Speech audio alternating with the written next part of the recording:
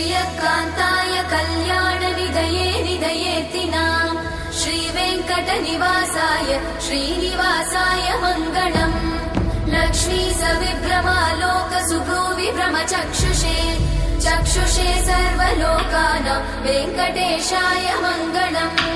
श्रीवेङ्कटाद्रिशृङ्गाग्रमङ्गलाभरणाङ्गये मङ्गलानां निवासाय श्रीनिवासाय मङ्गलम्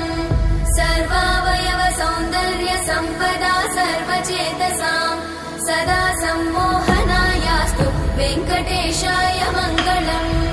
नित्याय निरवध्याय सत्यानन्दचिदात्मने सर्वान्तरात्मने श्रीमद् वेङ्कटेशाय मङ्गलम् स्वतः सर्वविदे सर्वशक्तये सर्वशेषिने